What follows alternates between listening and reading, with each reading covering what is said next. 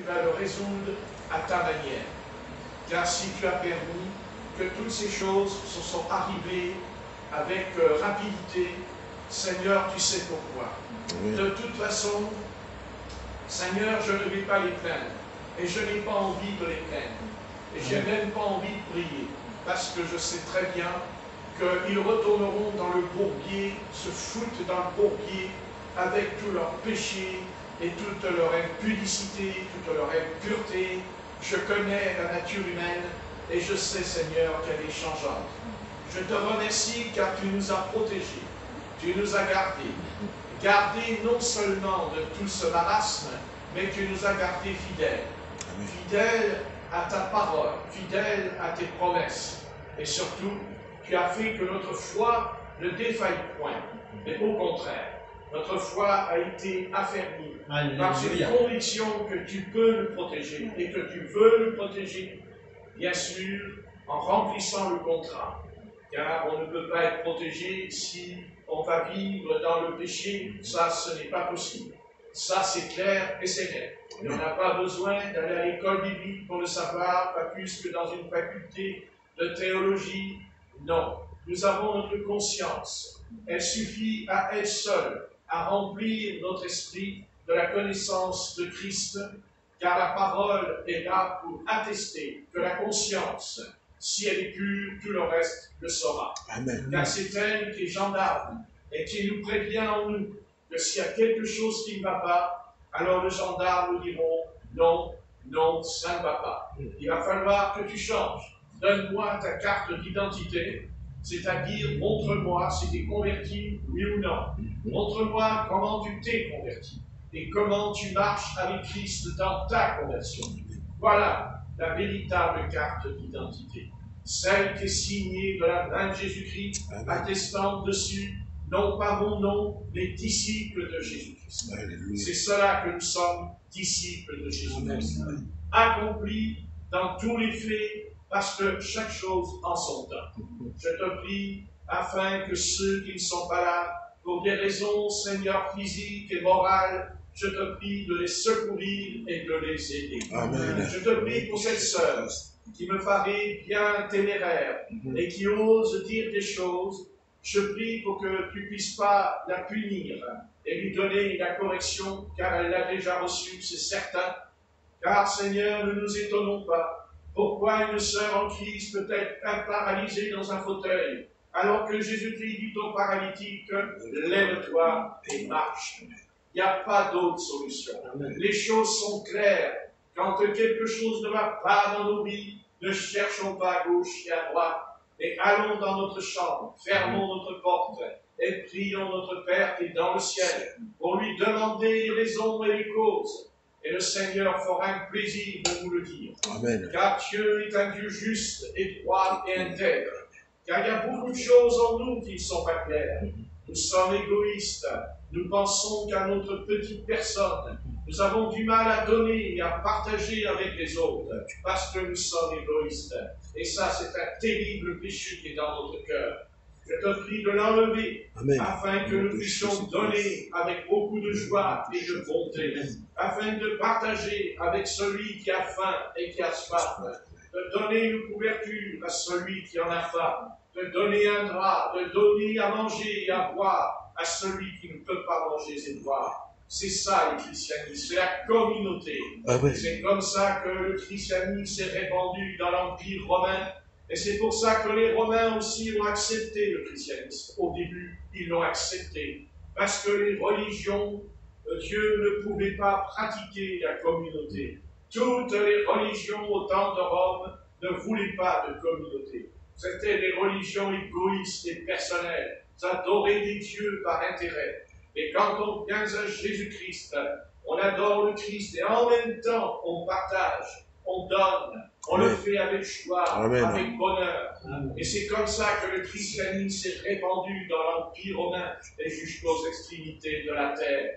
Ce n'était pas seulement des paroles, mais ensemble, ils partageaient tout, le pain, l'eau, les vêtements, la prière. Alors le Seigneur guérissait les malades et chassait les démons, parce qu'il y avait la communauté, parce qu'il y avait la communion fraternelle, parce qu'il y avait cet amour en eux de partager comme sous Claude.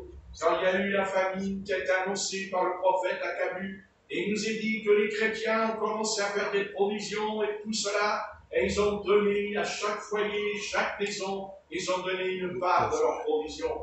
Ça fait que l'Église n'a pas connu la famine, mais elle était remplie de joie et de paix, parce qu'ils ont partagé. C'est ça le christianisme, c'est le partage. Et quand on ne peut pas partager, quand on est égoïste au fond de son âme, quand on calcule toutes choses en nous, alors Seigneur, la bénédiction de Dieu ne peut pas descendre à 100% dans notre vie. Nous voulons donc mettre cela en règle devant toi, en te priant cette parole, les terribles paroles que nous entendrons dans le ciel. Ô Dieu, quel est l'enfant de Dieu qui ne va pas comparaître devant toi, devant cette terrible Bible? Le Seigneur a dit, j'ai eu soif, et vous m'avez donné à boire. J'ai eu faim, vous m'avez donné à manger. Oh là là là! Et ils ont dit, mais quand, Seigneur, quand tu as eu soif, quand tu as eu faim? Et dit, à chaque fois que vous avez donné un verre d'eau à un de mes plus petits, c'est à moi que vous l'avez donné. Oh Dieu, c'est à moi que vous l'avez donné.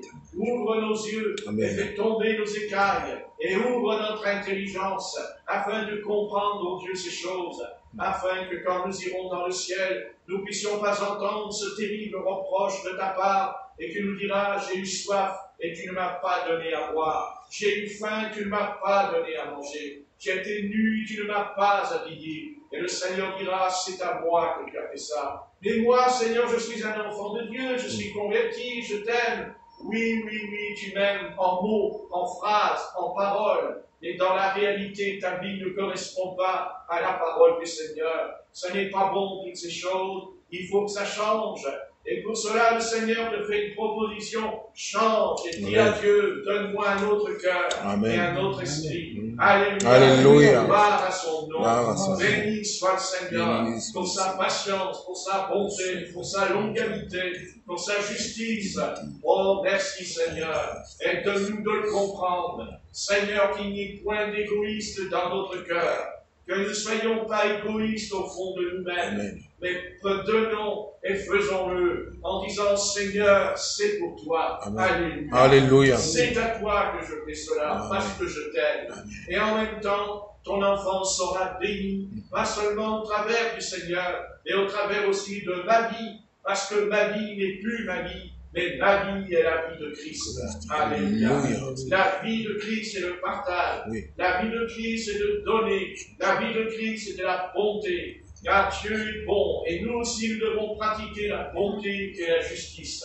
Comme Dieu l'est, miséricordieux, lent à la colère et riche en bonté. Alléluia. Alléluia. Merci Seigneur. Bénis cette communauté. Nous ne sommes pas une organisation. Nous ne sommes pas une religion, nous sommes une communauté. Et nous aimons les uns et les autres. Et quand quelqu'un est en difficulté, il ne faut pas dire je prie, ça ne suffit pas. Il faut faire aussi le nécessaire quand on peut le faire. Amen. Alléluia. Pas que des mots et pas que des phrases, pas du blablabla toute l'année, 365 jours, du blablabla. On en a marre de ça. Nous voulons que ça change. Au fond de nous, au fond de nous. Alléluia. Alléluia. Ça change à l'intérieur de notre âme. Au nom de Jésus-Christ et par le sang précieux de l'agneau. Amen. Amen. Amen. Amen. Amen. Eh bien, on va étudier le baptême. Donc, nous allons faire la lecture comme on avait commencé dans Acte 2, verset 38. Dans Acte 2, verset 38.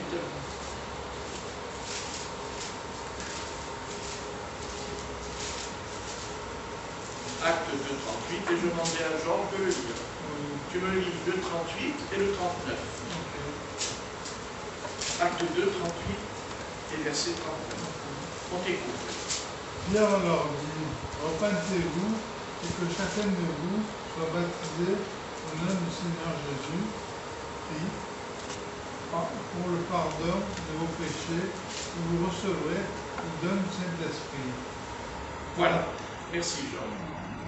Car, voilà, oui, car c'est comme ça. On continue. Car la promesse est pour vous, pour vos enfants et pour tous ceux qui sont au loin.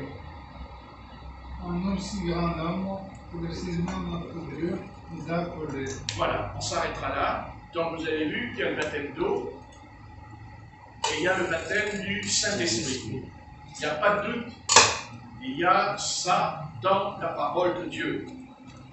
Maintenant, le baptême d'eau par immersion est la marque de notre appartenance à Jésus-Christ et le signe par lequel nous sommes dans l'assemblée d'une Église baptisée de l'Esprit Saint. Incorporés à Christ, nous sommes considérés comme étant au nombre des rachetés. Le baptême d'eau par immersion nous a été donné par Jésus-Christ, tout d'abord, pour être utile à notre foi en lui, et ensuite pour nous servir à notre confession de foi devant l'humanité. Nous étudierons successivement ces deux objectifs du baptême d'eau et les raisons de son institution. En ce qui concerne le premier objectif, le baptême d'eau apporte trois choses à notre foi que nous allons analyser successivement. La première est que le baptême d'eau par immersion nous est proposé par Jésus-Christ pour être un signe et une attestation de notre purification. Je répète, pour être un signe et une attestation de notre purification. Le point final du baptême d'eau par immersion, c'est la rémission des péchés dans l'homme par une purification, selon Acte 2, verset 38. Pierre leur dit, repentez-vous, que chacun de vous soit baptisé au nom de Jésus-Christ, à cause du pardon de vos péchés. Donc, c'est-à-dire la purification, la sainteté. Quand on prend le baptême d'eau, on passe par une purification. C'est pour ça que si on ne marche pas dans la sainteté, notre baptême est caduc. Ça peut aller bien. On prend le baptême d'eau parce que le Seigneur va effacer nos péchés. Il efface le péché. Je sais, c'est le sang de Christ qui efface le péché. Je le sais très bien. Et ça, c'est un autre élément. Parce qu'il y a trois éléments qui effacent le péché. N'est-ce pas? C'est du corps du Christ sur la croix, est sorti l'eau, le sang et l'esprit. Amen. Mais d'abord, il dit l'eau. L'eau, c'est le baptême d'eau. Amen. Vous comprenez? Le baptême d'eau. Quand on a pris le baptême d'eau, d'abord, on se repent. On est purifié par le sang de Christ. Le sang nous purifie, mais le Seigneur n'a pas voulu qu'on se contente d'être purifié simplement par le sang. Il veut qu'on entre dans l'eau. Et on verra pourquoi le Seigneur voulait qu'on entre dans l'eau, qui est lié à un engagement d'une bonne conscience envers Dieu et envers son Fils, Jésus-Christ.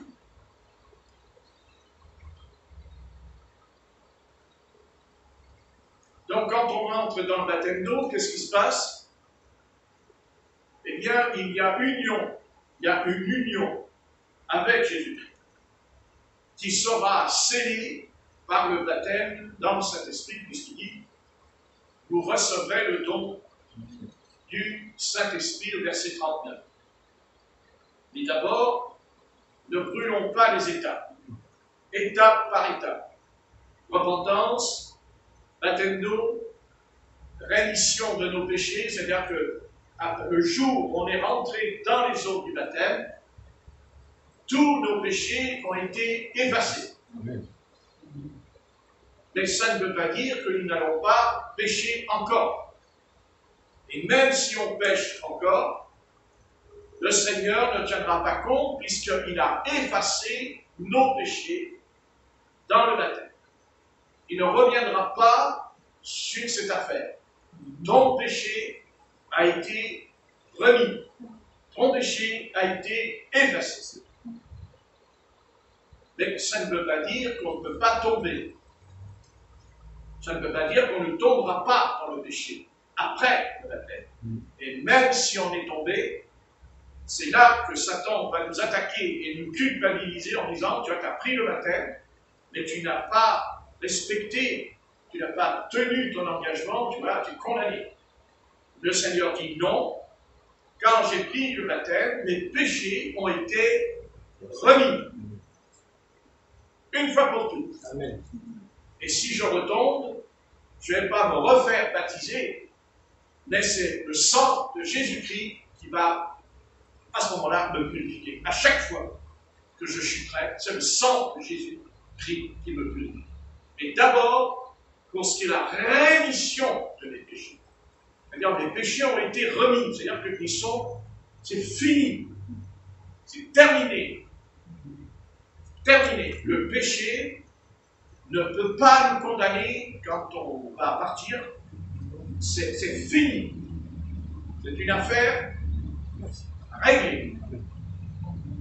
Deuxièmement, pour mieux dire, le baptême d'eau nous est envoyé par Jésus-Christ comme une lettre officielle signée et scellée par laquelle il nous fait savoir, nous confirme et nous assure que nos péchés nous sont couverts.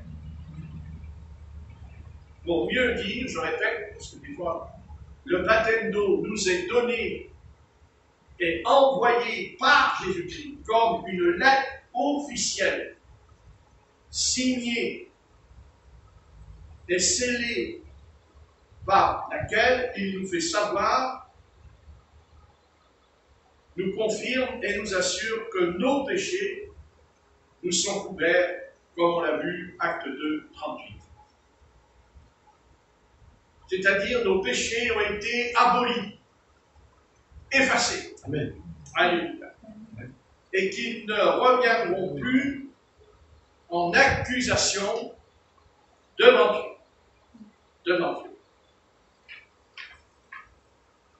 Qu'ils nous seront jamais rappelés en souvenir dans notre vie terrestre. Et qu'il nous les imputera, fini, il ne nous les imputera plus, même dans l'éternité. C'est une affaire de règle. Et c'est pour ça qu'il faut prendre le baptême. Oui. Appelez mon Père. Puisqu'il a dit, il a cloué sur le bois maudit de la croix du calvaire l'ordonnance qui nous condamnait. Très bien. Je te remercie. C'est très juste ce qu'a dit notre frère Jean. Il n'aime pas quand je dis frère Jean. Il aime quand je dis petit Jean. Et comme il est grand, je n'arrive pas à le dire.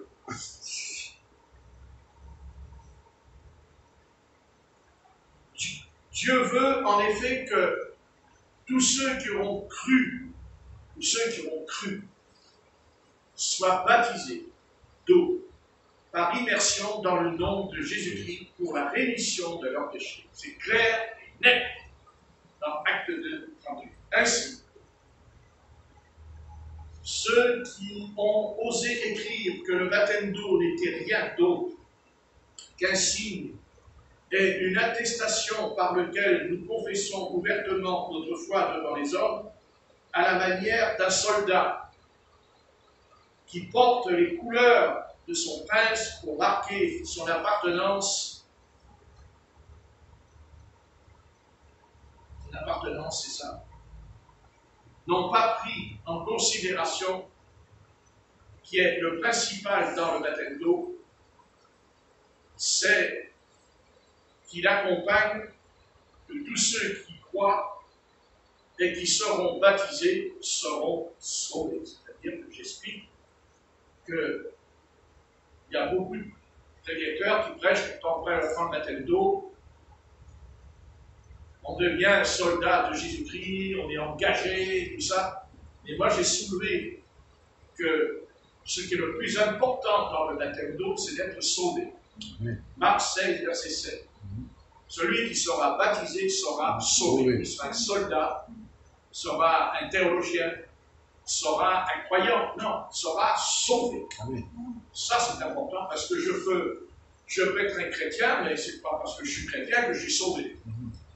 Puis d'abord, c'est à Antioche qu'on a appelé les disciples la première fois des chrétiens, qui n'a rien à voir avec le Christ, entre parenthèses. Amen. Aucun rapport. C'est les païens qui ont dit ça. Ce n'est pas le Christ. Ce n'est pas une déclaration apostolique. Pas du tout. Pas du tout. Pas du tout. Donc, on a pris le baptême, on s'est repenti, parce que le Seigneur nous a sauvés. Et si on ne le prend pas, d'après la déclaration du Christ, dans Marc 16, verset 7, ceux qui ne prennent pas ne sont pas sauvés, car il dit, celui qui sera baptisé sera sauvé. C'est clair. Amen. La purification par l'eau et la parole. Nous allons voir la purification par l'eau et la parole. C'est en ce sens qu'il nous faut comprendre que l'apôtre Paul a écrit, on va le lire dans Éphésiens 5, verset 16, Éphésiens, chapitre 5, et verset 26, pardon, je me suis trompé. C'est verset, c'est ça, verset 26. Éphésiens,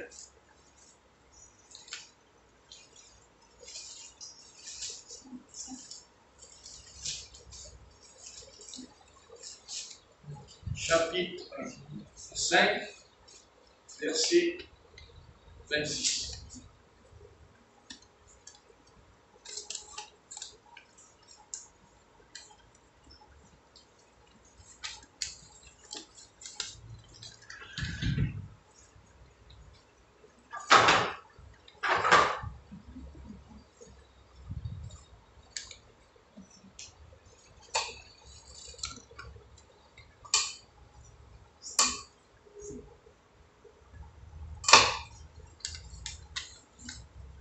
Qu'est-ce que dit l'apôtre Paul au verset Éphésiens 5, verset 26, Alain? Afin de la sanctifier en la purifiant et en la lavant par l'eau de la parole. Bien. Afin de la sanctifier en la et en la lavant par quoi?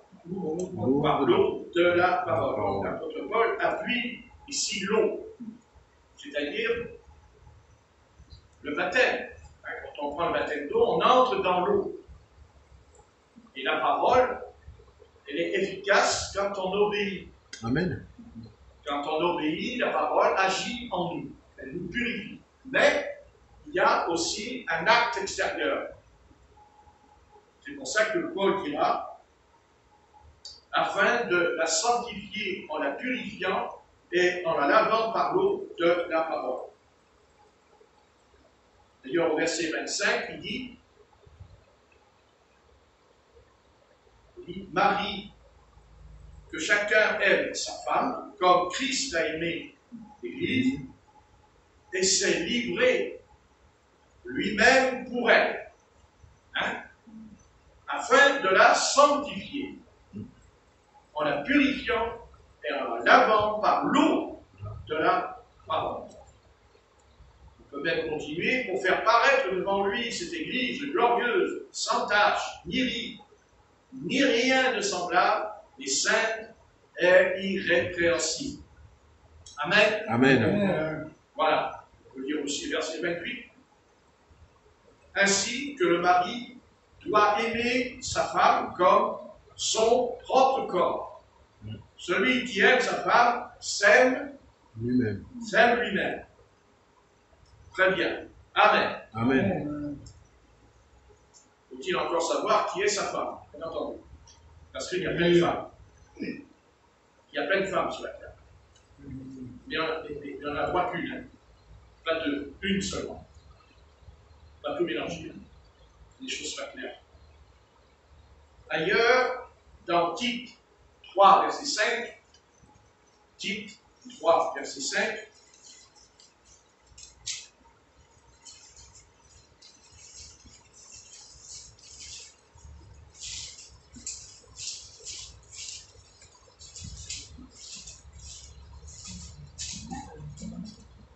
alors, dans l'épître de Tite, chapitre 3, verset 5.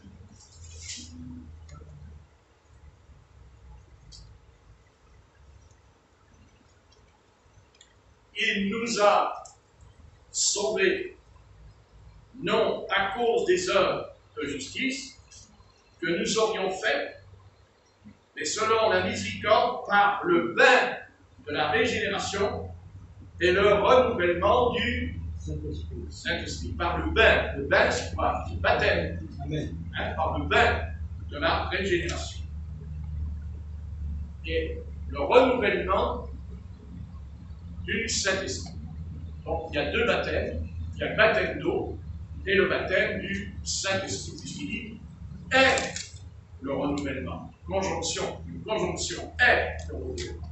Et au départ, il dit par le bain de la régénération. C'est-à-dire que quand on entre dans les eaux du baptême, on va être régénéré. Et ensuite, le Saint-Esprit va nous renouveler tout le long de notre vie spirituelle sur la terre. Il va renouveler. C'est-à-dire qu'on ne va pas retourner dans les eaux du baptême. On ne va pas se refaire baptiser quand on a péché, puisque nos péchés ont été effacés pour toujours. Mais nous aurons besoin d'être renouvelés, fortifiés. Quand on chute, on se repent, et on va se refaire baptiser, parce que là, on se pourrait baptiser 10 fois dans la journée. C'est intéressant, c'est le compteur d'eau, oui, Mais on peut faire le lavage des pieds. c'est un autre sujet. C'est un autre sujet. C'est un autre sujet. C'est un autre sujet. Mais je veux rester sur mon message. Pour une fois que j'arrive à rester sur mon message, Frère Jean, aide-moi. Amen. Pour une fois. Il y a aussi ce qui a écrit, ce qu'a écrit l'apôtre Pierre. L'apôtre Pierre a écrit quoi, l'apôtre Pierre? Ça s'écrit comment? Ben, ça se trouve dans 1 Pierre, chapitre 3, verset 21. Première épître de Pierre, chapitre 3, et verset 21.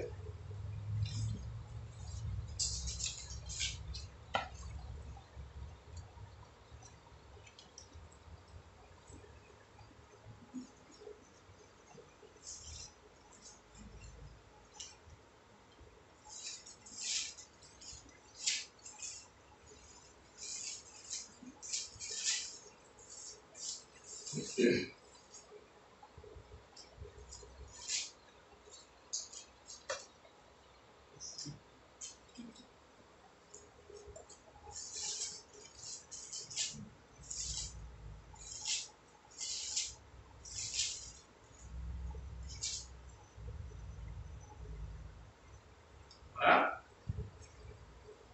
Si Jean veut le lire. Ouais.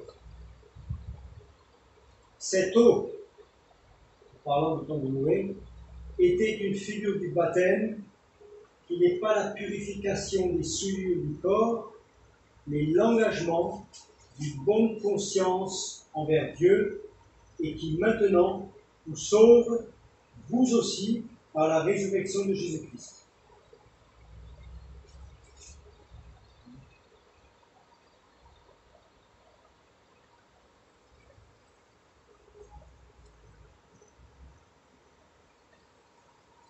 Donc, ça correspond avec le sujet. Cette eau, c'est-à-dire le baptême d'eau, cette eau était une figure du baptême, qui n'est pas la purification des souillures du corps. C'est là qu'il faut faire attention. Ce n'est pas parce que je rentre dans l'eau que mon corps est purifié, dit l'apôtre Pierre. Mais l'engagement d'une bonne conscience envers Dieu, et qui maintenant vous sauve, vous aussi, par la résurrection de Jésus-Christ. Là, il y a aussi, bien sûr, on pourrait parler de la résurrection, car tout cela, s'il n'y a pas la vie, ça ne sert à rien. Et Christ est mort, Christ est enseveli, et Christ est ressuscité. Et faire attention que quand on prend le baptême d'eau, ce n'est pas notre corps qui est purifié. Pas du tout, c'est notre âme qui est purifiée, notre conscience. Parce que on a pris un engagement devant l'humanité que nous avons changé notre manière de vivre. Parce que vous savez qu'on a une manière de vivre. Et on ne vit plus selon le monde. On est dans le monde, mais on ne vit plus comme le monde. C'est hors de question. Ici, l'apôtre Paul n'a pas voulu indiquer que notre purification et notre salut étaient effectués par le moyen de l'eau, voyez, ou que l'eau avait le pouvoir de purifier, de régénérer ou de renouveler. L'apôtre Pierre non plus n'a pas voulu dire que l'eau était la cause de notre salut. Je ne parle pas du baptême. Je dis que l'eau n'est pas la cause de notre salut. Ce n'est pas parce qu'on entre dans l'eau qu'on est sauvé. Vous pouvez rentrer 10 000 fois dans l'eau, vous n'êtes pas sauvé. Et ce jour-là, ce qu'on appelle une cérémonie, un sacrement de baptême d'eau. Parce que dans la parole, il y a des sacrements. Il y a des sacrements dans l'Ancien Testament, il y a des sacrements dans le Nouveau Testament. Mais qu'est-ce qu'un sacrement? Un sacrement, c'est lié à un mot grec qui veut dire mystère. Quand on emploie le mot mystère dans l'Écriture, on emploie le mot sacrement. C'est pour ça que l'apôtre Paul dira le mystère de Christ. Et il voulait parler du sacrement. Quand on prend le baptême d'eau, on accomplit le mystère de Christ. C'est un mystère de baptême d'eau. On entre dans l'eau et on est sauvé. On ne peut pas expliquer comment on entre dans l'eau et on est sauvé. Normalement, on est sauvé quand on sort de l'eau, pas quand on entre dedans. Parce que quand on entre dans l'eau, on se noie. Et quand on sort de l'eau, on est sauvé. Donc, quand on entre dans l'eau, c'est notre homme perdu qui rentre. C'est notre homme pécheur qui rentre. Il est perdu, cet homme. Et il restera perdu au fond de l'eau. Et on sort, mais pas, c'est pas le vieil homme qui va sortir, c'est le nouveau qui sort, puisque Christ est ressuscité d'entre les morts. Donc nous sommes une nouvelle créature. Nous sommes nés d'eau et d'esprit, dira Jésus à Nicodème. Nés d'eau et d'esprit. Pas nés d'eau seulement, mais d'esprit. C'est là que on verra son baptême. Bon, notre salut est effectué par le moyen de l'eau. Voilà. Et que l'eau n'a pas le pouvoir de purifier. C'est pas l'eau qui purifie. C'est pas l'eau qui me régénère. C'est pas l'eau qui me renouvelle. Donc, l'apôtre Pierre non plus n'a pas voulu dire que l'eau était la cause de notre salut. Donc, quand je dis ils, je veux dire les apôtres au pluriel, ils ont seulement voulu signifier que dans ce sacrement, on reçoit l'assurance de ces bénédictions divines. Quand on se fait baptiser au nom du Seigneur Jésus, eh bien, nous allons avoir des bénédictions divines. on aura plein de bénédictions. Dit. Attends, c'est sûr que si après le baptême d'eau, on continue, on retourne dans son péché, les bienfaits du baptême d'eau n'auront aucun effet sur nous, puisque ce sont des bénédictions. Mais Dieu ne va pas nous envoyer des bénédictions si on va dans le péché. Ce qui explique évidemment leurs paroles, les paroles des apôtres. L'apôtre Paul réunit la parole de vie, qui est l'évangile et le baptême d'eau, comme s'il disait que par l'évangile, notre purification et notre sanctification nous sont annoncés et que par le baptême d'eau, ce message est signé et scellé. Signé et scellé. L'apôtre Pierre, après avoir dit que le baptême d'eau nous sauve, ajoute immédiatement que ce baptême d'eau n'est pas le nettoyage des souillures de notre corps, mais une bonne conscience devant Dieu qui vient de la foi, qui provient de la foi.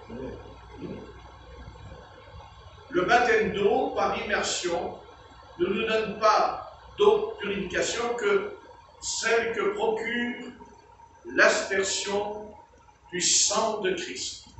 Le baptême d'eau par immersion ne nous donne pas d'autre purification que celle que procure l'aspersion du sang de Christ, qui est signifiée par l'eau à cause de la ressemblance de celui-ci avec elle, de laver et nettoyer. Que ce soit le sang, que ce soit l'eau, ils se ressemblent tous les deux, parce que le sang, c'est aussi comme de l'eau.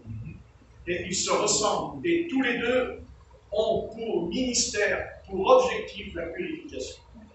N'est-ce pas? La purification.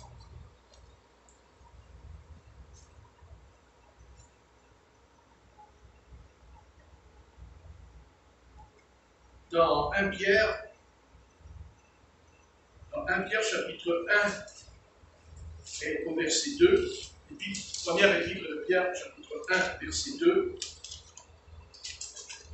il nous est dit, c'est l'apôtre Pierre qui déclare ceci, et je vais demander à l'apôtre Pierre de le lire.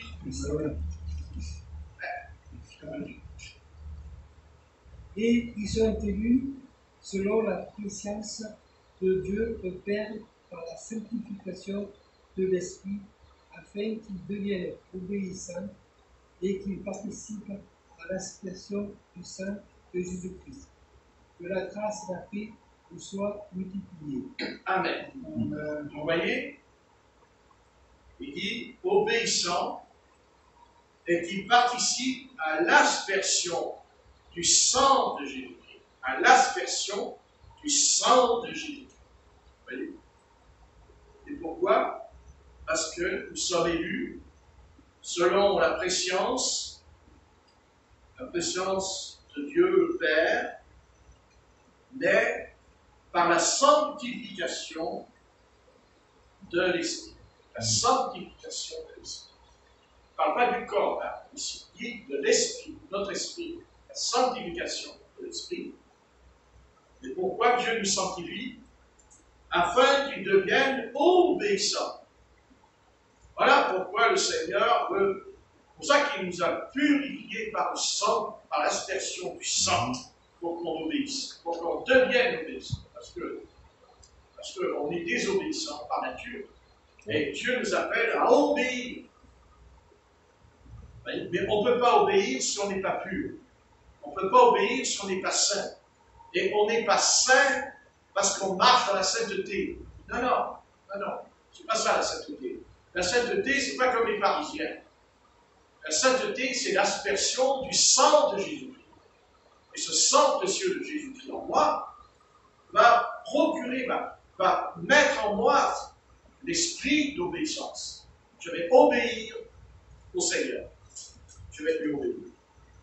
C'est-à-dire, je ne serai plus rebelle contre ses commandements, mais j'obéirai.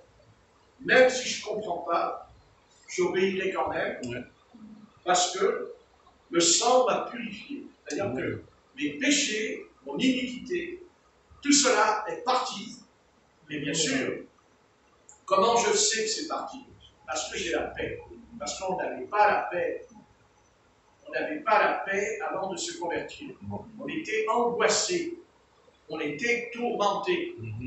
Mais maintenant, on a la paix. Ça ne veut pas dire que des fois, on n'a pas ça arrive des fois qu'on peut être tourmenté, mais ça ne dure pas longtemps. Ça ne reste pas longtemps. C'est temporaire. Mais avant, ce n'était pas temporaire. C'était tous les jours. Du matin au soir. Et surtout le matin en se levant. On était tourmenté très tôt le matin. Mais maintenant, c'est fini. Maintenant, on a la paix. Et cette paix surpasse toute intelligence. C'est la paix du Seigneur. Virus, on a la paix.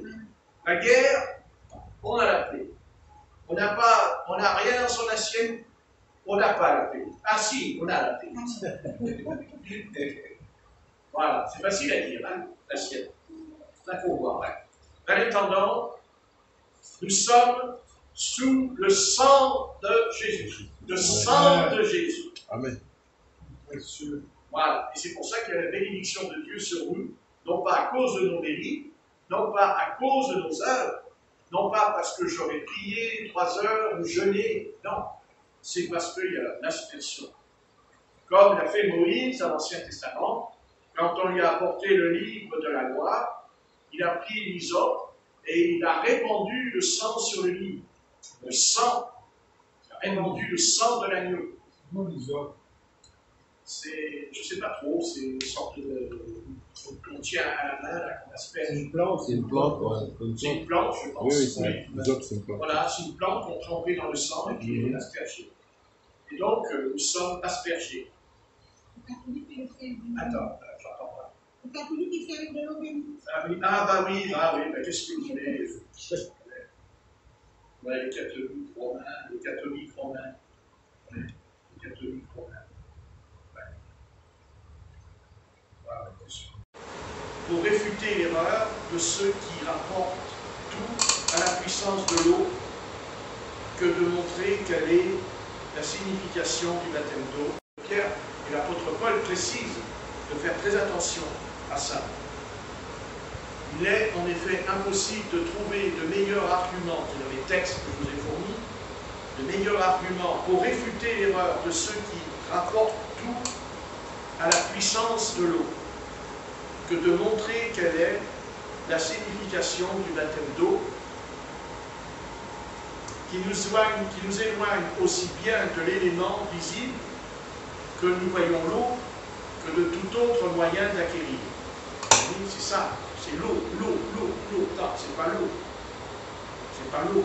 C'est sûr, c'est pas l'eau qui me sauve. Voilà. Donc,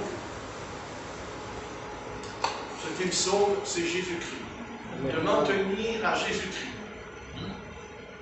Et troisièmement, le baptême d'eau atteste la rémission des péchés passés et futurs. Voilà, ça je vais insister là-dessus. Le baptême d'eau atteste la rémission des péchés passés et futurs.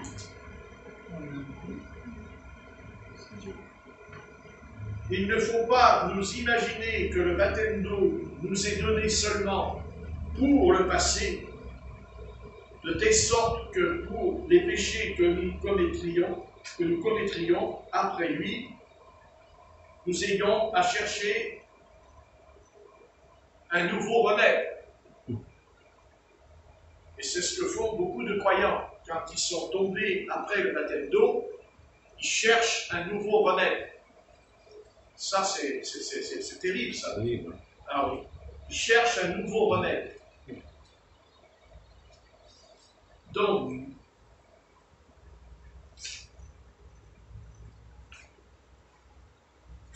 voilà. Je sais qu'à cause de cette erreur, certains croyants autrefois ne voulaient être baptisés d'eau qu'à la fin de leur vie. C'est-à-dire qu'ils attendaient la fin de leur vie pour prendre le baptême d'eau. Parce qu'ils voulaient que leurs péchés soient effacés juste avant de mourir. Alors ils prenaient le baptême d'eau à la fin de leur vie. C'est pour ça que j'ai écrit, je sais qu'à cause de cette erreur, certains croyants autrefois ne voulaient être baptisés d'eau qu'à la fin de leur vie et à l'heure de leur mort, afin d'obtenir un pardon complet pour toute leur vie. Cette erreur, je la condamne dans mes écrits. Il nous faut savoir que quel que soit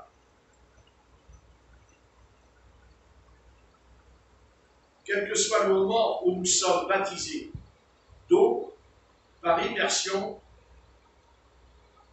pour le nom du Seigneur, nous sommes une fois pour toutes lavés et purifiés pour tout le temps de notre vie sur la terre. Vous avez compris? Amen. Pour toujours. Amen. Terminé. Vous êtes purifiés Alléluia. pour toujours. Amen. Le jour où vous avez pris le baptême, tous vos péchés ont été remis. Même si vous tombez encore, de toute façon, vos péchés sont effacés. Après, il y a le sang de Jésus qui intervient tout le long de notre vie. Heureusement. Amen. Moi, il faudrait reprendre. On serait baptisé presque tous les jours.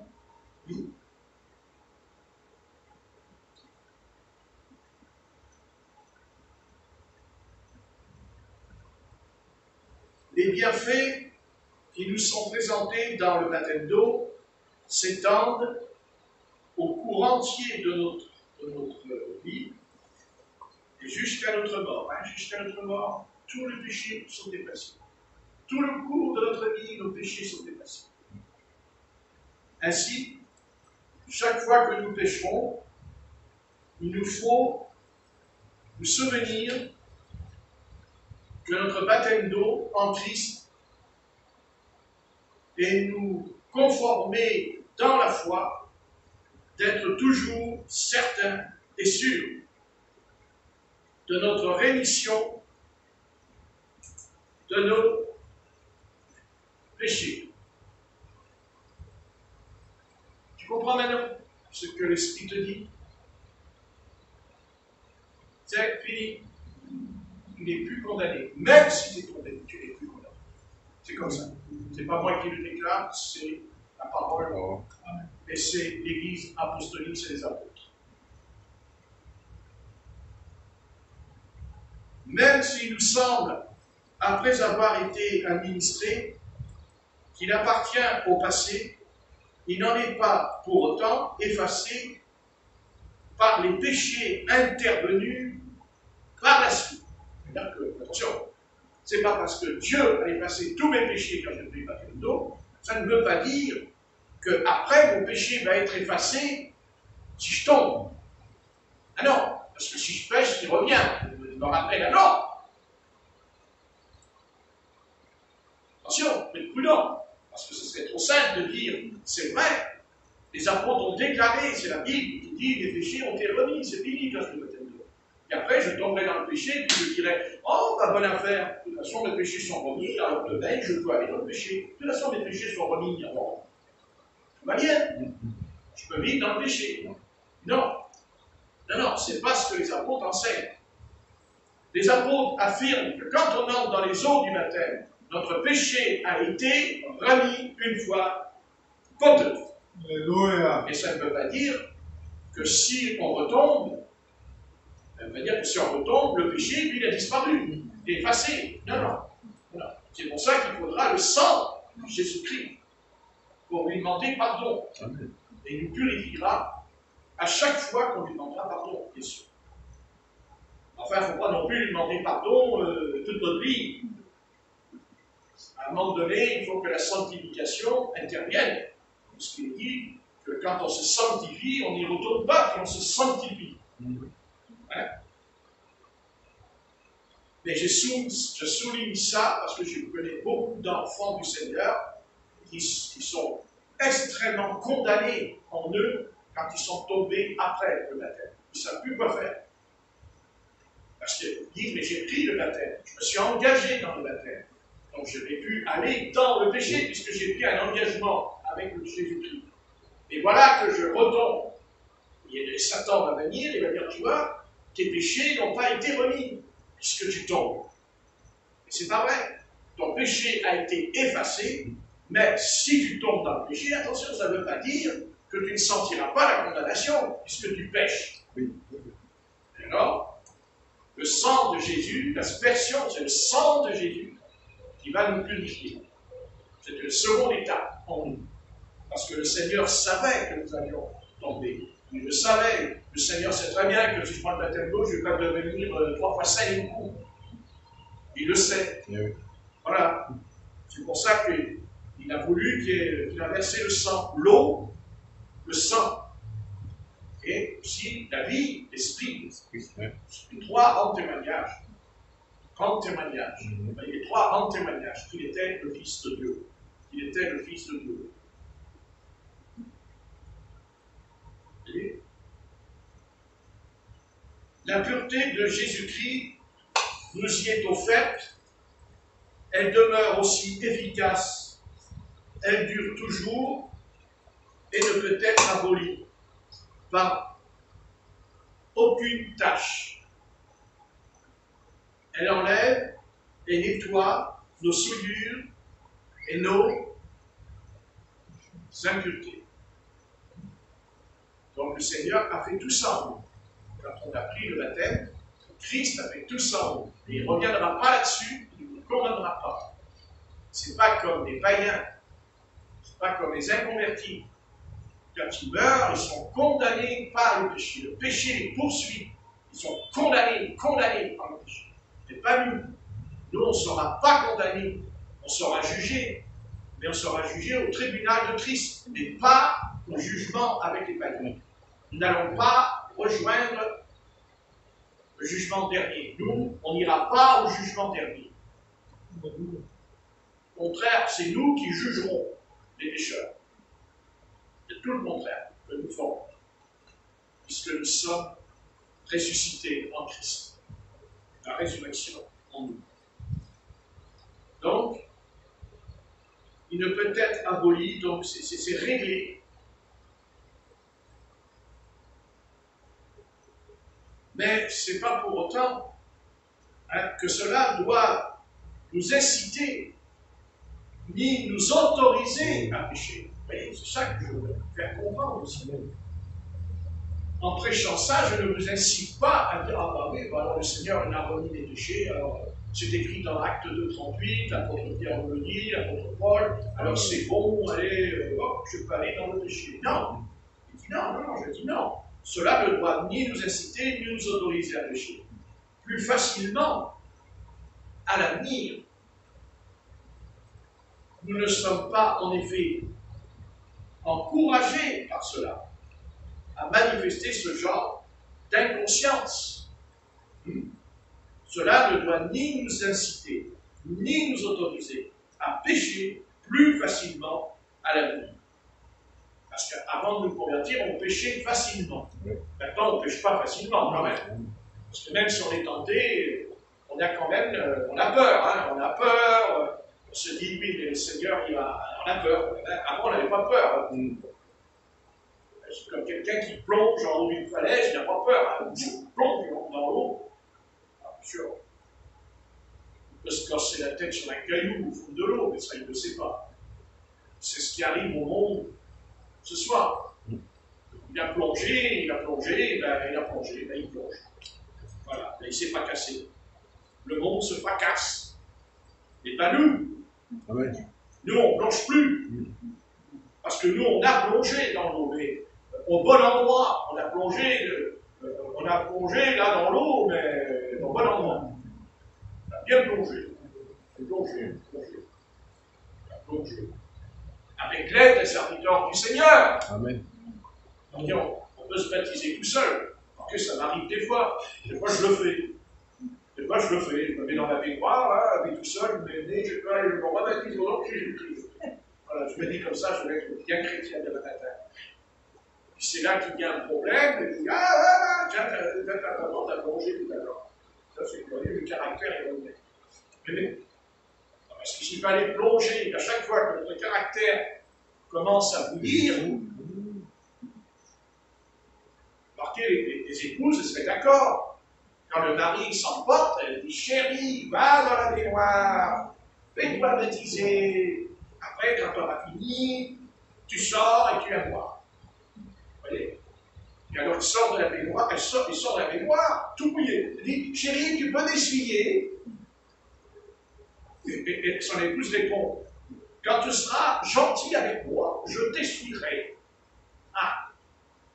Alors, retourne dans la baignoire. Aïe. Il n'y a pas de. Donc, cela ne doit ni nous inciter, ni nous autoriser à pécher. Plus facilement. Ah. À l'avenir, nous ne sommes pas en effet encouragés, et ça c'est bien, hein, que je trouvais la phrase que nous ne sommes pas encouragés par cela, à manifester ce genre d'inconscience. Parce que quand on pêche, on est très conscient. C'est de l'inconscience quand on a reçu la connaissance de la parole. Donc,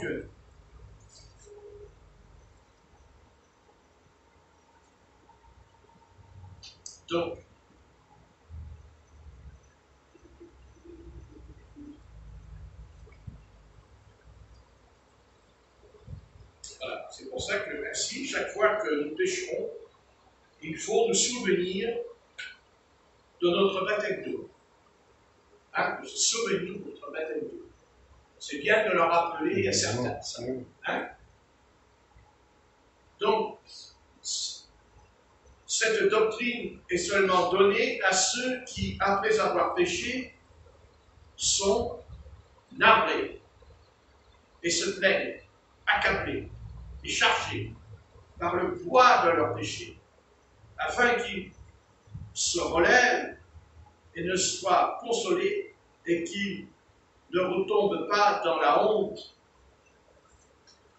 et dans la honte du désespoir. Parce que il ne faut pas qu'on retourne dans le péché, parce qu'après on a honte et surtout on est plongé dans le désespoir. Après. C'est pour ça qu'il dit que ta condition sera pire que la première. C'est le désespoir. Il ne faut pas. C'est pour ça que le Seigneur nous a donné le baptême d'eau, que quand on est tenté, il faut y penser. Et ça, on ne le fait pas. Hein, on ne le pense pas beaucoup. Hein. Quand on est tenté, on dit ah, mais attends, je ne peux pas, j'ai pris le baptême d'eau. Oh là là, ça, alors on a oublié ça. Et vous savez, si je dis ça, c'est parce qu'on sait très bien que ce n'est pas des milliers, mais des millions de croyants. Et oui, qu'ils sont retombés. Pas des milliers, des millions de croyants sont retombés. S'ils avaient pensé au baptême d'eau, ils ne seraient pas retombés dans le péché. Ils n'auraient pas été retombés. Parce qu'ils n'ont pas pensé à leur baptême d'eau. Ils n'ont pas réalisé ce que c'était que le baptême d'eau, que c'est un sacrement. Ils ont pris ça à la légère. Ils se sont dit que je rentre dans l'eau et puis je ressors, et merci Seigneur, et en avant. Ouais, mais non, ça ne se passe pas comme ça. On a un ennemi sur la route. On a l'adversaire sur le chemin. Et lui, il ne nous oublie pas. Nous, on l'oublie, mais pas lui. Lui, il ne nous oublie pas. Et puis, il n'oublie pas ce qu'on a fait. C'est pour ça qu'il nous le rappelle. Parce que c'est l'accusateur des frères. Alors, on lui répond, oui, mais moi, j'ai pris le baptême d'eau. Je suis rentré dans le haut du baptême. Au nom de Jésus-Christ, donc mes péchés sont remis. Ferme-la. Tu n'as pas à m'accuser. Mais si je retourne dans le péché, là, ça va être ennuyeux pour moi. Eh oui, vous comprenez, j'y retourne. Satan, il dit, ah, mais tu m'as dit que tu as pris le baptême d'eau.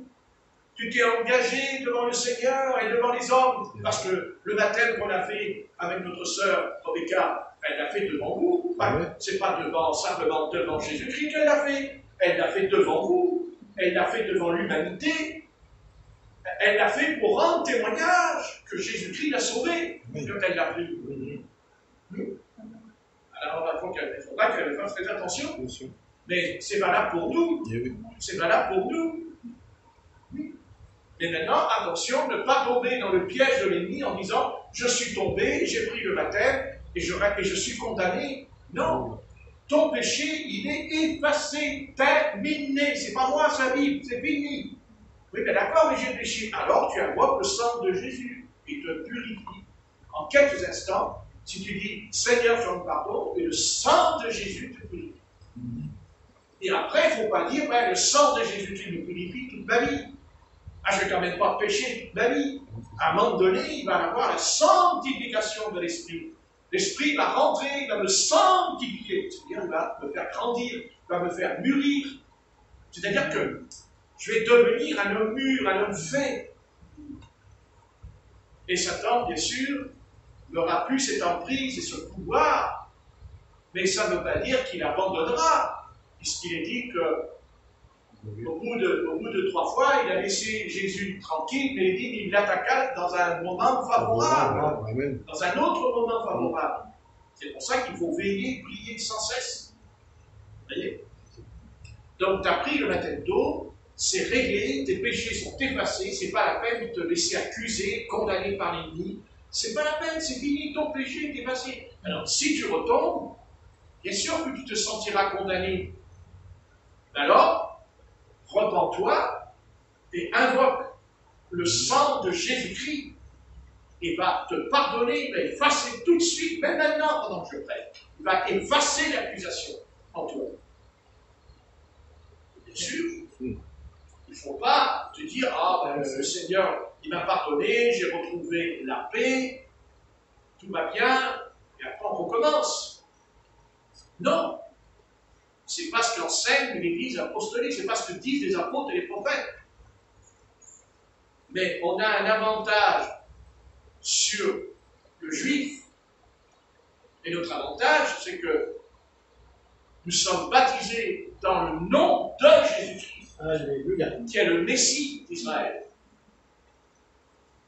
Donc on a un avantage. C'est qu'il est déclaré que dans le baptême, l'apôtre Pierre dira, acte de 38, il le dit devant Israël, à Jérusalem. Il dit, repentez-vous et que chacun de vous soit baptisé au nom de Jésus-Christ pour la rémission de vos péchés. C'est clair. Donc tes péchés sont remis. Ils sont remis pour toujours. Tu as effacé mon péché. Oh là là.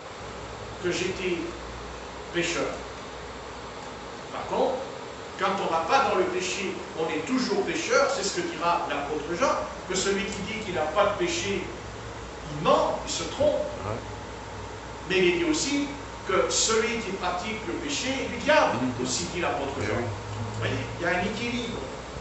Il y a toujours un équilibre dans la vie. Et c'est ça qu'il faut rechercher. Il faut toujours rechercher l'équilibre.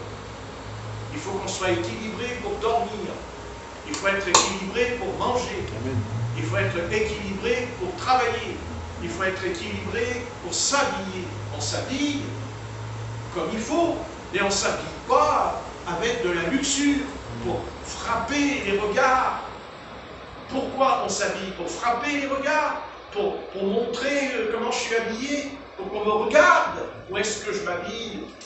Parce que c'est le Seigneur qui regarde comment je suis habillé. Et le Seigneur, il ne va pas me demander d'être habillé comme une princesse ou comme un prince. Il me dira, tu portes quelque chose, voilà, habillé comme il faut. On n'est pas des clodos, on n'est pas des clochards. On ne va pas s'habiller comme des clodos. On s'habille comme il faut, mais on ne s'habille pas non plus comme dans le monde. On n'achète pas des chaussures pour se faire remarquer. On ne met pas des chemises là, qui coûtent 150 €. Ça sert à quoi de porter une chemise à 150 € pour prier? Qu'est-ce que ça peut faire une chemise à 150 € quand on prie le Seigneur ou quand on jeûne dans le désert? On n'a pas besoin d'une chemise à 300 €. On achète une chemise raisonnable. Ouais. Et puis, on n'a pas besoin d'acheter toujours des chemises. Une chemise, encore une chemise, un pantalon, encore un pantalon, et vas-y. Tout ça pour le mettre dans l'armoire. On apprend Ça s'apprend, moi je l'apprends, moi je le vis depuis des années, ça. Vous voyez pas comme je suis habillé. Il dit, toi, tu t'habilles une nouvelle chemise, c'est toujours la même chemise. Alors toi aussi tu t'habilles. Oh, mais la chemise, ça fait 5 ans qu'elle est là-bas sur le lit, cette chemise. 5 ans, elle n'est pas mise, la chemise que j'ai achetée. Et je l'avais maintenant. Je lui ai dit, tiens, je vais changer de chemise. Il doit en avoir marre de me voir. Après, je lui ai dit, ah oui, mais je suis filmé. Il dit, ah, mais dis donc, mon gars, ça fait plus de 5 ans qu'on le voit à Internet. Ce gars-là, il a le même chapeau, il a la même chemise. Mais c'est un pasteur fauché. Mais les chrétiens, ils ne doivent pas l'entretenir, ce pasteur. On ne sait même pas s'il lui donne un verre d'eau, ce pasteur. Bon, apprenons à nous contenter de ce qu'on a. Amen. Et vous verrez que vous allez bien vous porter. Et vos prières vont changer. L'onction va descendre. Amen. Mais ne dites pas non plus comme vous devez vous... Ne venez pas mercredi, samedi, en clodo. Ne venez pas avec le pantalon déchiré sur les côtés en disant, regarde, pasteur, je suis humble. C'est la mort. C'est la mode. Non, mais lui, il a toujours pas les mots. C'est la mode. C'est la mode. C'est la mode. C'est la mode. Il n'y a que dans l'église qu'il n'y a pas la mode. Bon, tant mieux. Amen. Alors, je finis mon message. Message. Message. Vous connaissez? Bon. Là, cela, il ne vient pas dire que nous n'avons pas. Alors, reprends-toi, mon fils. Reprends-toi, mon fils. Mon fils. Bon. Alors. C'est pourquoi l'apôtre Paul dit que Jésus-Christ a été fait. Qu'est-ce qu'il a été fait, Jésus-Christ? Ah, ça c'est intéressant. Par rapport au baptême. Romains 3, verset 25.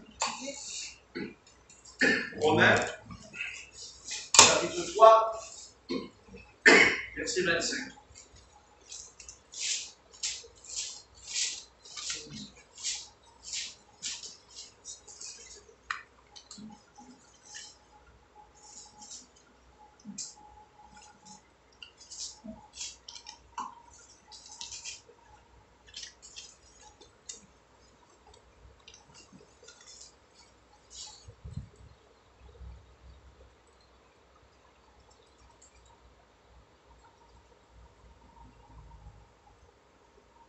Est-ce que Phénomène a évolué à le lire? En ton temps. On va écouter Phénomène. On va lire le passage. Romains, chapitre 3, verset 25. Je l'ai dit plusieurs fois là. Mais peut-être que je vais acheter une trompette.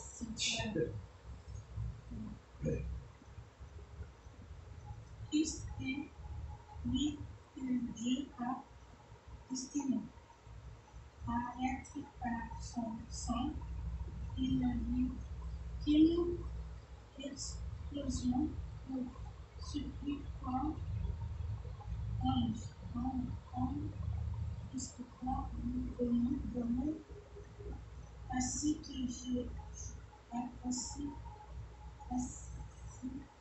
sa justice et ce qu'il avait laissé nous les péchés. Combien auparavant a trouvé et de sa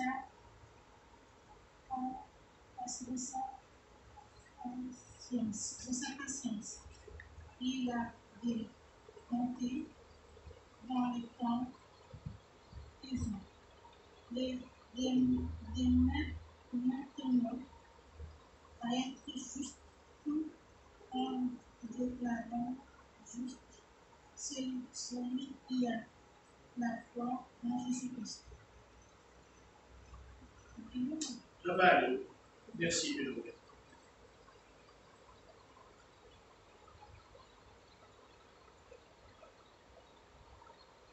Même au verset 24, il dit Et ils sont gratuitement justifiés par sa grâce, par le moyen de la rédemption qui est en Jésus-Christ.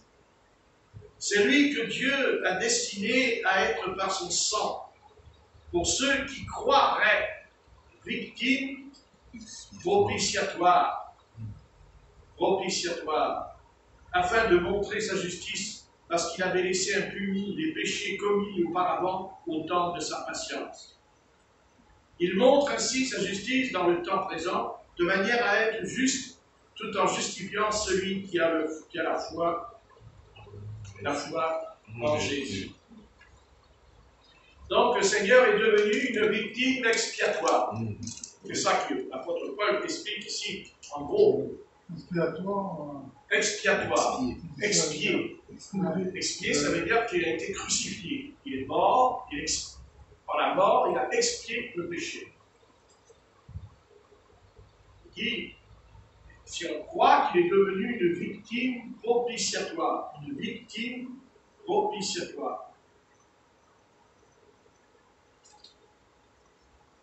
Voilà. Le terme propitiatoire est traduit en grec. En grec, ça se dit élasterion, qui veut dire ce qui expie, ce qui rend propice, ou encore le don qui assure la propitiation. Donc, le Seigneur, il a expié, donc tous nos péchés sont effacés.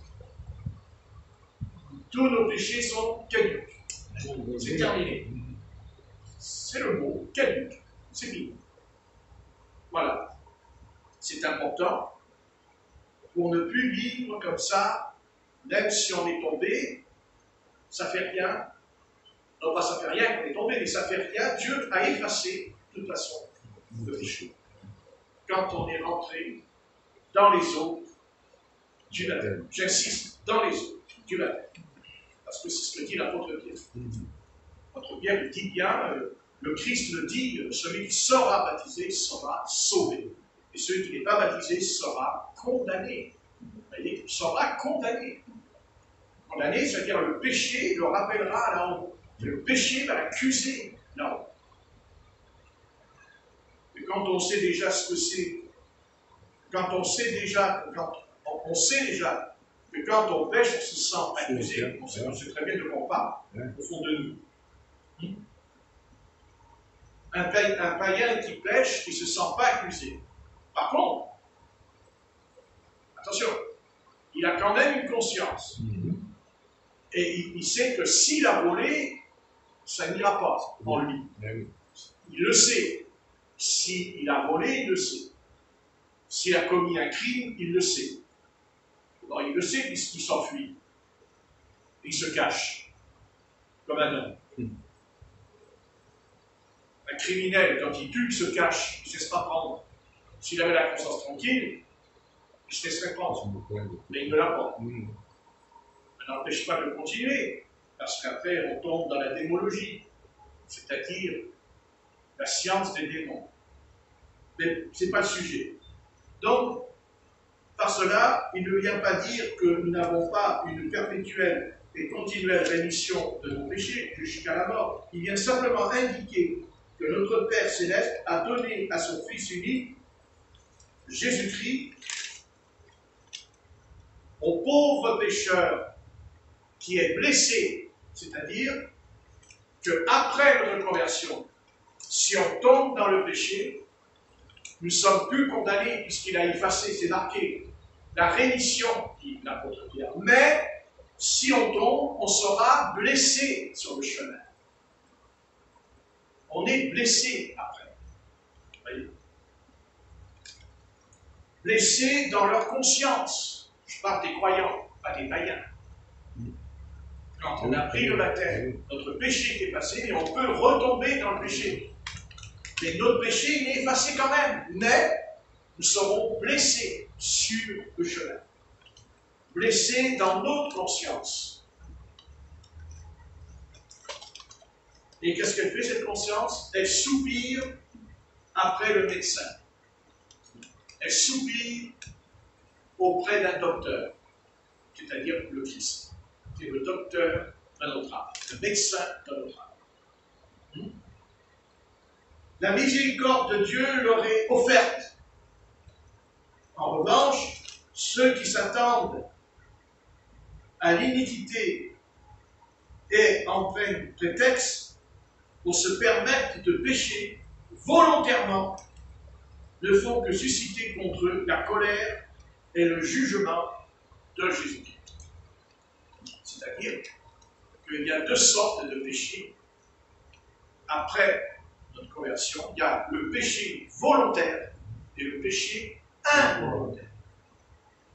Parce qu'on peut pécher involontairement, mais on peut pécher aussi volontairement. Ça, par contre, c'est très grave, parce qu'on serait pervers. On est pervers. C'est-à-dire, c'est le péché qui a un nom. Il s'appelle l'iniquité. Ouvrier d'iniquité. Retirez-vous de moi, je ne vous ai jamais connu, dit Jésus. Quand il parlera à ses disciples, en disant que ce n'est pas ceux qui disent Seigneur, Seigneur, qui entreront dans le royaume des cieux, c'est ceux qui feront la volonté de mon Père céleste, de celui qui m'a envoyé. C'est ça le salut. Et pas seulement je rentre dans l'eau et puis c'est fini, je fais ce que je veux. Non, non, pas du tout. Quand je rentre dans l'eau, tous mes péchés sont effacés. Le Seigneur les a oubliés. Là, ce soir, pendant que je vous prêche, il n'y a plus de péché, tu n'es plus condamné. Tu ne dis pas t'as péché, t'as péché, t'as péché, tu dis, et dis plus, tu l'as remis. C'est comme une dette qui a été payée. Voilà, c'est ça. La dette a été payée. Quand on a une dette à quelqu'un, il faut le rembourser. Autrement, qu'est-ce qu'il fait? Il porte plainte et va au tribunal pour que vous le remboursiez. Autrement, si vous ne remboursez pas, vous allez en prison. Ben, c'est certainement ce qui se passe avec Satan. Satan nous met en prison et nous enferme parce qu'il y a une dette. Et cette dette, il la réclame. Il la réclame. Alors c'est le Christ qui dit, non mais j'ai payé la dette. J'ai payé. Avec quoi? Avec de l'or? Avec de l'argent? Non. Avec mon sang. Mon propre sang. J'ai payé. Donc, tu te retires et tu laisses mon enfant tranquille. Mais si on retombe, à ce moment-là, on risque quand même d'être blessé. C'est-à-dire qu'on sera blessé spirituellement. On aura vous voyez, on aura, ça n'ira pas sur ça. Ça n'ira pas. On n'aura pas un grand bonheur. On aura le bonheur, mais un bonheur qui sera coupé en deux. Un bonheur déchiré. Donc, il faut en finir avec ça. Après, on peut pécher, mais involontairement. Ça peut arriver. Ça peut arriver. Quelqu'un qui nous chatouille un peu trop, on s'emporte. D'ailleurs, quand on nous chatouille, on ne s'emporte pas, on rit. Des chatouilles. Des chatouilles sur les bras, des chatouilles sur les pieds. On dit, arrête-toi, c'est tout. Chatouille, chatouilleux. Et Satan, il nous chatouille, mais lui, c'est pas dans le bon sens qu'il le fait. C'est dans le péché. Il aime le péché, Satan. Il adore le péché, Satan. Il adore le péché, Satan. Ça lui plaît, le péché. Ça sent bon, le péché. Ça sent la mort. La mort. Je suis la mort. Regardez, je suis la mort. Et je me déguise en ange de lumière, rien que pour vous tuer. Encore. Il se déguise exprès pour ça, lui. Alors, il ne faut pas se conduire comme des insensés, mais comme des sots. Hein? Et puis, si on est tenté, eh bien, on appelle le pasteur. Voilà. C'est-à-dire, si on est tenté à 2h du matin, ça peut arriver. Si on est entre les mains de Morphée, évidemment, appelez le pasteur. Il dit, bonjour pasteur, je suis tenté. Je vous poserai des questions, je dirai, tu es où? Je suis à l'hôtel. Ah bon, tu dors pas chez toi? Qu'est-ce que tu fous à l'hôtel? Je suis à l'hôtel,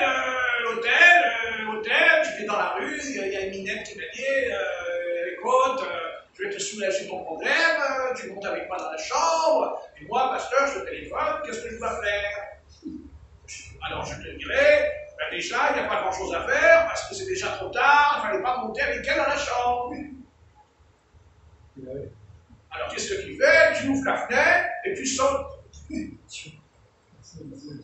Mais moi, si j'étais plus sévère, je dirais, tu prends la prostituée et tu la jettes dans la fenêtre. Mais comme tu n'es pas chez toi, tu ne peux pas le faire, c'est pas ton appartement. Parce que si on fait rentrer le mal, comment vous voulez faire? On le fait rentrer. Le mal, il dit, mais c'est toi qui m'as laissé rentrer, c'est toi qui m'as dit rentre, maintenant tu me dis que je dois m'en aller. Pourquoi t'appelles le pasteur? Je veux pas que t'appelles le pasteur, laisse-le tranquille le pasteur, il est 3 heures du matin, il est en train de dormir. Et bien entendu, je demanderai l'adresse où tu es. Et alors? Là, je vais monter les escaliers avec un bâton à la main. C'est 10 étages. C'est pas grave, j'ai la force de Dieu comme Élisée, chiant, tu les sors sur quoi? Et je vais te sortir de là.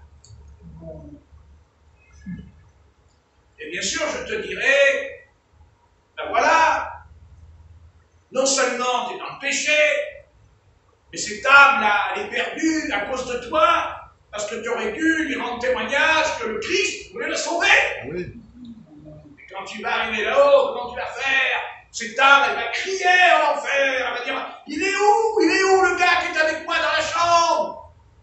Et Dieu lui dira, viens ici, toi, allez, va la rejoindre. C'est pas possible. Si, c'est possible. Parce que c'était possible en dialogue.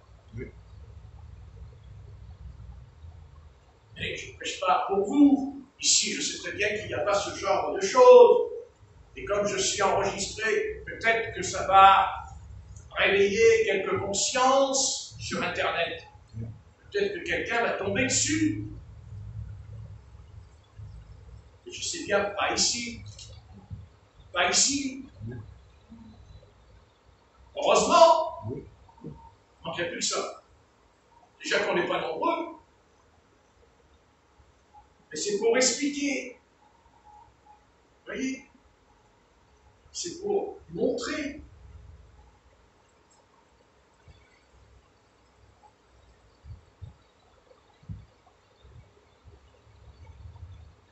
Il faut faire comme Joseph dans l'Ancien Testament, avec la femme de Potiphar. Amen. Qu'est-ce qu'il a fait Joseph? Il s'est enfui. Il a couru.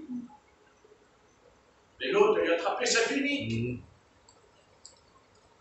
D'ailleurs, si son père lui avait pas fait cette tunique, il n'aurait pas été en prison, pauvre garçon. Son père, il lui a fait une tunique. À cause des tuniques, ses frères l'ont foutu dans la citerne à cause de la tunique. Ils ont ramené la tunique à son père en disant, regarde, ton fils il est mort, la tunique est pleine de ça, alors qu'il l'avait trempée dans le sang des taureaux. Et après, il part là-bas en Égypte.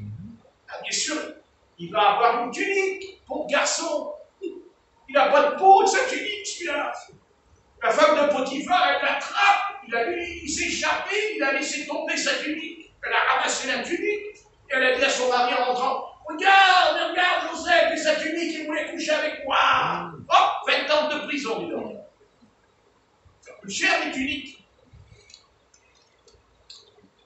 Vous voyez, Satan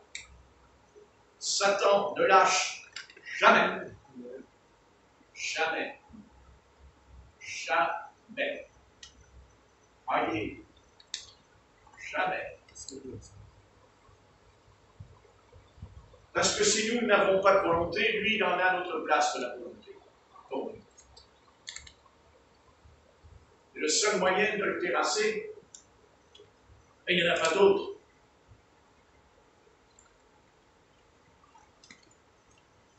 Il faut que Dieu nous donne un autre cœur. C'est tout. Parce que tant que ce cœur n'a pas été changé, de toute façon, on ira dans la poussière. Parce que Dieu n'a pas changé notre cœur, il nous a donné un autre cœur. C'est ce que dit l'Épître aux Hébreux. Dieu nous a donné un autre cœur, un autre esprit, dit le texte. Je ne sais pas comment il a fait, mais il l'a fait. Puisque le résultat, il est là. Donc, le baptême d'eau nous apporte et nous montre